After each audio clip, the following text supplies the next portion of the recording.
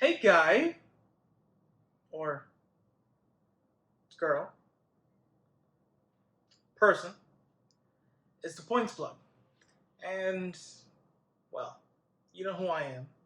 I'm the guy who gives you all the juicy intel about credit cards, sign up bonuses, making your money work as much as it possibly can for you. But I know why you're here. You saw the title, and you want the opinion of a 25-year-old who is on the internet. Can money make you happy? Oof. Before I dive deep into this, I want to clarify a few things. One, I did not grow up in a nice town. The neighbors that I had would have chopped my head off for a dime given the chance. That being said, I also had some really nice neighbors who would text my mom when I came home from school to let her know that I got home okay. I had a TV in my apartment for most of my childhood, but PSE&G would often cut the power lines to our place. Sometimes the water would freeze on me mid-shower, but I always had a warm bed waiting for me. And of course, I always had a mom who would make money appear every Christmas, every birthday, to make sure I got that one big gift that I wanted. On days that the power would cut off, I knew that it stressed my mom out that I was there. And so I tried to take the edge off a little bit and I said, "Don't worry about it, Mom. This actually gives me a perfect opportunity to reread the Harry Potter series." So, in a way, I'm thankful that the power cut off. Now, I grew up in a little place that I like to call the hood. And if you came from a similar neighborhood, the chances are good that you have a similar story to tell. Let me know in the comments. But yes, I grew up in the hood, and no, no one ever lives there voluntarily. I remember some mornings while I'm waiting for the school bus, I remember thinking, man, $100,000 would certainly solve all our problems. Like, my mom and I would be good if we just had that one big cash out. You know? Do me a favor. I want to get a head count.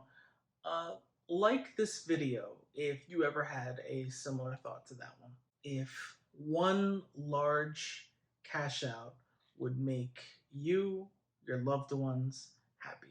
The issue that living in poverty has, it can consume a person. There's an anxiety that lives in the forefront of our brains. The mental images of, holy shit, how am I gonna pay rent this month? How am I gonna pull this off? How will I survive this month? How will I make sure that my kids aren't hungry? How will I make sure that my loved one is okay? How will I make sure how will I afford how will I afford this doctor's visit? Am I sick enough to can I afford to be this sick? Am I going to be okay? And then, because a poor person's brain is never really their friend, brain whispers things like, man, if only I was on the Family Feud. Oh my god, $20,000 would be lovely. Or, hmm, you know, if I just paid this $1 on this lotto ticket, I could be a multi-millionaire. If you came from the same place that I did, you either know the person who plays that lotto ticket every day, or you are that person. And this is how you get stuck. A tree of stress and anxiety blocks the scene. The entire forest escapes you. We've conditioned ourselves to believe that the absence of this stress. That once the ransom of anxiety has been met, that we will be happy. I'm here to tell you the truth. It's not. As you escape the check to check lifestyle, your stresses also evolve. It'll turn from how do I make sure my family eats tonight to how can I make sure that my kid can go to this college? How can I afford this? How do I make it so I don't have to work the rest of my life? And of course, I want to talk about a problem that we all have, but only some of us can really acknowledge it, and that is our mental health. The truth is that everyone needs a check in on their well being. Only the people who aren't totally consumed by the need and the fear of paying their bills can actually afford to stop and think about their mental health. There's an old saying, when there's food on the table, there are many problems. But when there's no food on the table, there's one problem. Granted, money can buy you many things that make you happy. A couple of floors from Maslow's hierarchy of needs can be met with the right amount of dough. But there's so much more to life. We still need the discipline to work for our tomorrow. We need the money that we make today to work for all of our future tomorrows. And that's why it's pivotal that you invest in yourself as soon as possible. But of course, how can you invest in tomorrow when today is still a mystery? That's when you have to make your money go as far as it possibly can. Like perhaps using the cash back that you've generated from your credit cards and use that as a way to fund your first investment. It might take a while, but it'd be better than you not being able to send anything towards that. Do you understand? And with apps like M1 Finance, you can invest in all of your favorite companies with as little as a commitment as you're willing to make. The link in the description box will give you 10 free dollars when you open an account with M1 Finance. Are you willing to turn down $10? I'll let you in on a little about me. I have depression. Some days, it's a fly on the wall. Other days, it is the size of Uzaru Vegeta, ready to make me its bitch. And I cope with depression by eating, by watching TV, and talking about credit cards. This actual finance channel is a way for me to cope with depression. And if I make some money off of it, that'd be cool too. TV TV helps me press pause on my life, and it lets me get lost in a fictional world that I sometimes really want to be a part of, as opposed to in this one where like I feel trapped in my apartment. And food, well, I love food.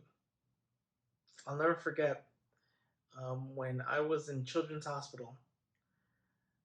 Um, the day that my doctors lifted the restrictions on my diet, my mom went out. She went down the street to a local pizzeria, and mm, she got a Philly cheesesteak with all the toppings and honey mustard. Let me tell you something. A Philly cheesesteak in Jersey? Yeah, I'm telling you, every bite was orgasmic. It was, it was incredible, and I felt so accomplished. I felt like it was just yesterday that I felt like it was just yesterday that I woke up from the coma and had this feeding tube down my belly button. It was so weird. And it's also weird to have that as your mode of consumption. And I think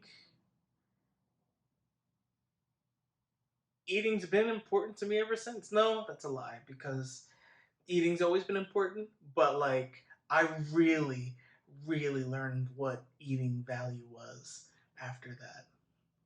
Like I eat in HD. True, I'm telling you, and you know, it's just it's important to understand where these vices come from. Saying that, I know that depression is a monster. I, I just said, Uzara Vegeta. I get it. Trust me. And I know that some days, even getting out of bed seems nigh impossible. And I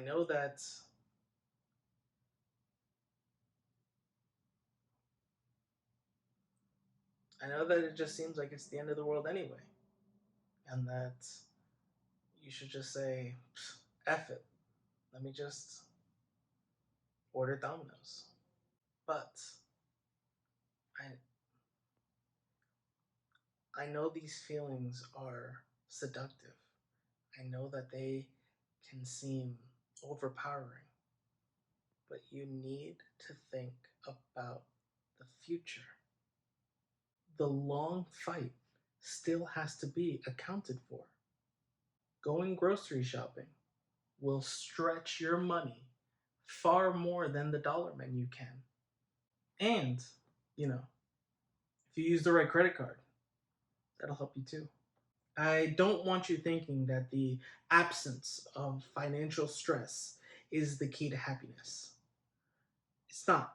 Truth is, life is a journey, and you can't wait for this payoff, this day that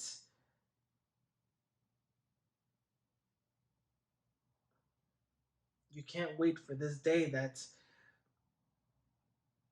heaven forbid, but may never happen in order for you to be happy. You have to enjoy today while you can. We have to enjoy the process. But with that said, I'd still rather cry in a Bentley. That's it for my video. Uh, Please comment down below if you agree or disagree with what I said. Let me know how you battle your bad days. Maybe I can learn a thing or two. Subscribe to my channel to get plugged into some more of my juicy content. If you feel like you're really alone, like many of us are in this quarantine, please reach out. Here's my email address. If no one's listening, I want you to know that someone will. I will. And I got one of them iPhones that that push emails and I get alerts. So like I'm a really fast responder. Sometimes I'm a little too fast. Like people will send me an email at like 8:30 p.m. and I'll respond at like 8:32 and they're like and then I'm like I had my phone in my hand. I saw the alert. What, you want me to wait 5 minutes? No, I'm not gonna do that. I'm not gonna wait 5 minutes to respond. That'll make sense. It's so stressful. It's so stressful. I like being a quick responder. Yes. I'm not a first responder, but I am a quick responder. Oh, did you like this channel yet? Did you like this video yet? I I appreciate it if you did. But if you didn't like this video, please give me a thumbs down. As long as you please let me know what I'm doing wrong in the comments. I appreciate you too. Have a good one.